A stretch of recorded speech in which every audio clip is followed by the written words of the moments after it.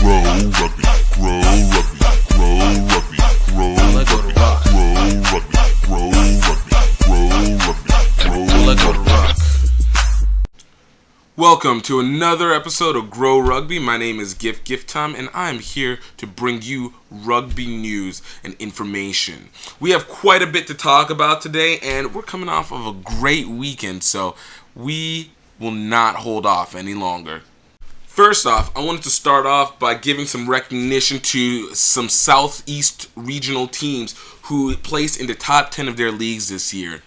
They had a chance to show that teams from this region not only can compete at a regional basis, but can dominate at a national one. So I want to give some congratulations to these Southern teams that represented the South exceptionally this 2013-2014 season.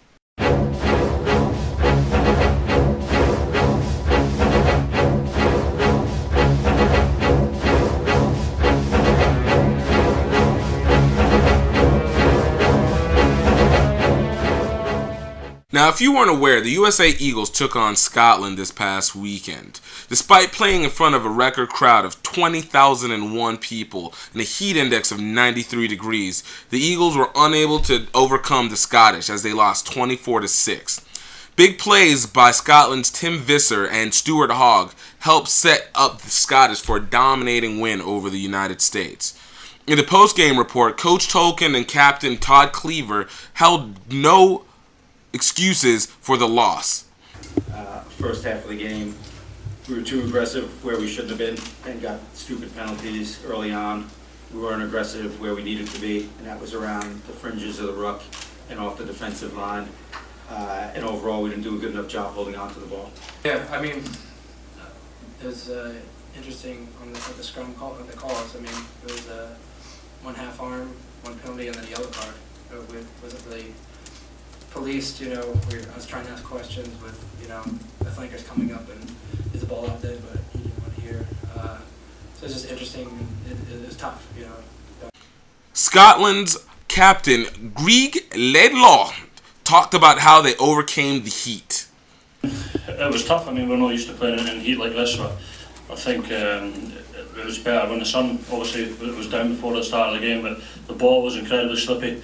Yeah, you've probably seen that in some of the play. It was a dry night, but the ball was slippy, and we coughed up a couple of chances and another couple of times in open play, so that sort of destructured the game a little bit as well.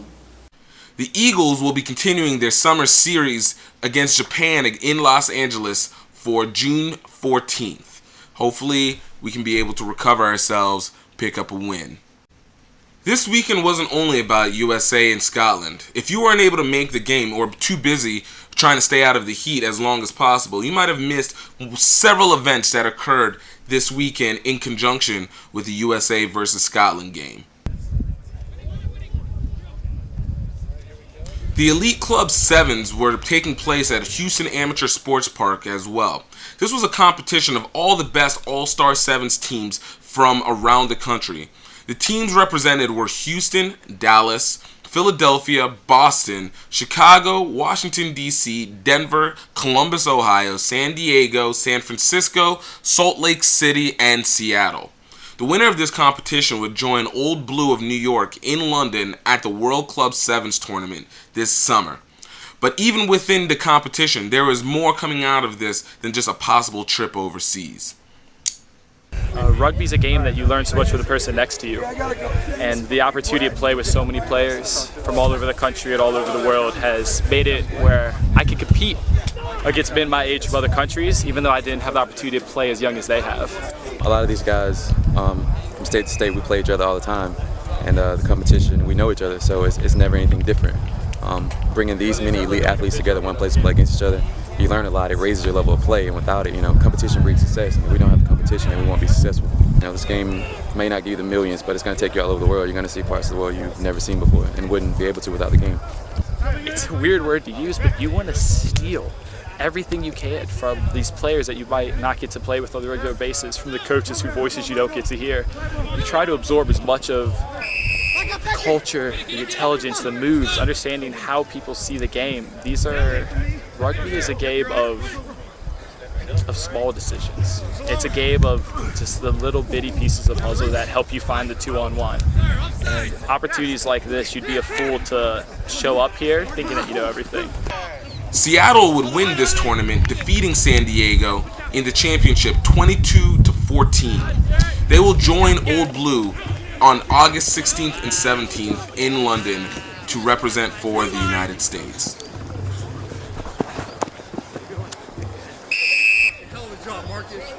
If you are a high school student who aspired to play rugby in college, this was the place to be.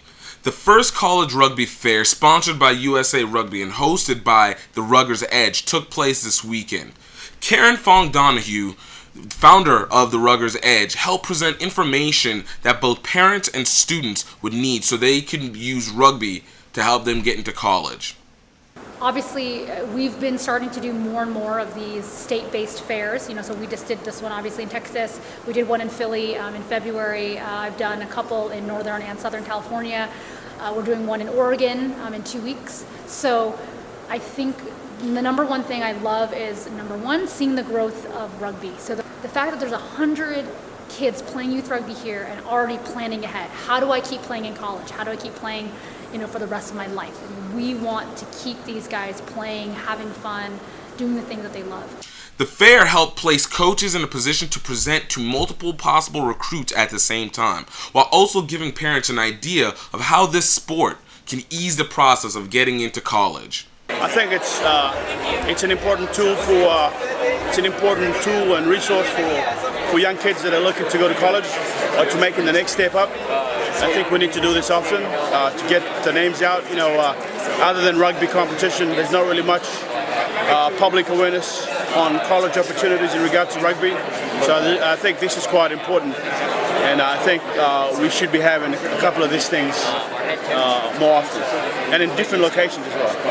We're ranked 6th in the nation in 15s. We're ranked 8th in the nation in 7s.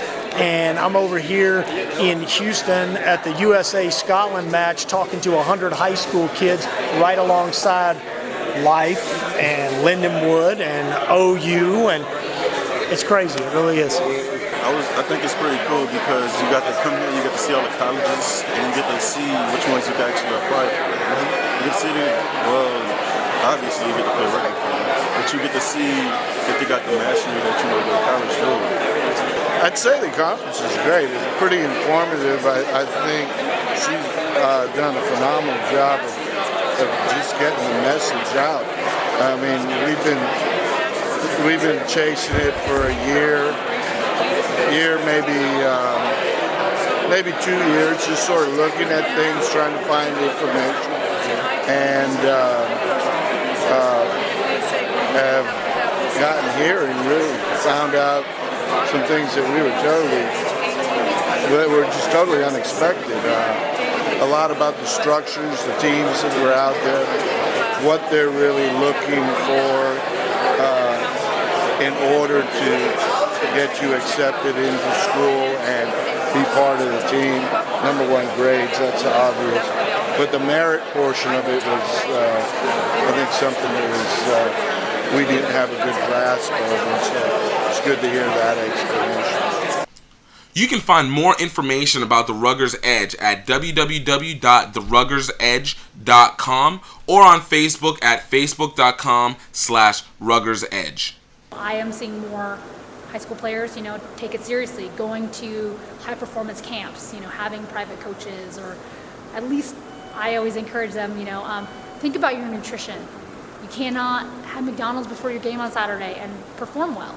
You've got to start thinking about, if you're going to be a serious player, you've got to treat yourself like, a professional athlete. So what are those things that you have to do? And focus on school. Now, this next story touched me in a different way. I really appreciated this one. I was really happy to be able to grab this. Now, if you guys didn't know, obviously there's more to USA Rugby than meets the eye. And if you don't know what I'm talking about the USA Wheelchair Rugby team. They put on a demonstration for the public this weekend to showcase why and how they are the #1 team in the country. Wheelchair rugby is a full contact wheelchair sport played completely by quadriplegics, meaning we have disability in all 4 limbs. but it's a crazy, full contact, smash, crash, demolition derby sport. It's a lot of fun to watch and play. USA Wheelchair Rugby shows no signs of handicap. They make big plays, they hit hard, and they don't show any signs of slowing down.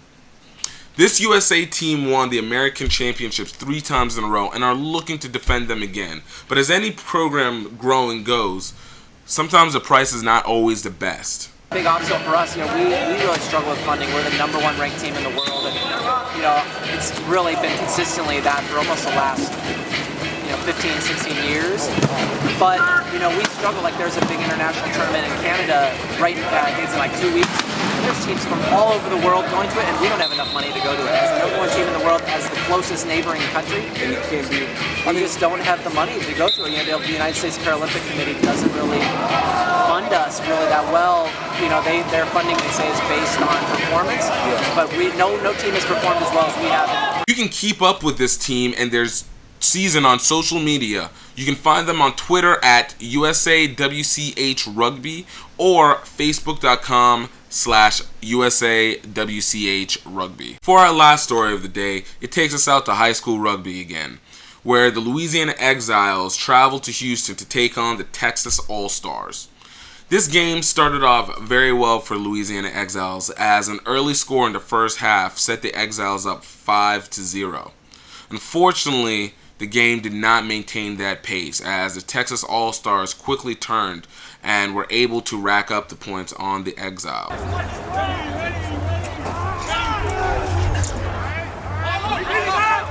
on, JB. Oh, good. Go, Wolfpack!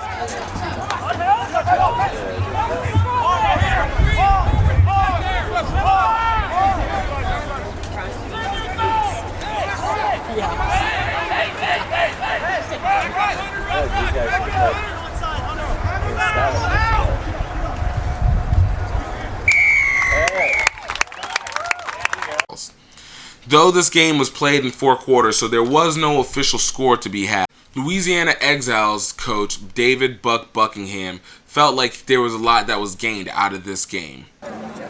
Yeah, today was a great opportunity for us to get settled for Atlanta. So we were really using it. We saw a lot of different combinations of players and rotating guys at different spots and just really working on trying to get some team chemistry, team continuity going, see what we need to work on for Atlanta, what to focus on in practice, and kind of who's excelling in what spots, who needs some where we need to brush up on in other spots. Well, that's all that we have for Greaux Rugby today. I hope you guys enjoyed all the information that came out.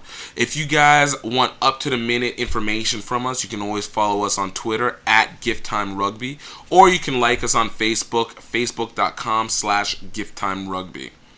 I hope everything goes well with your day today, and I want you to remember, if you're going to live the rugger life, don't forget, Grow Rugby, Grow Rugby, Grow Rugby.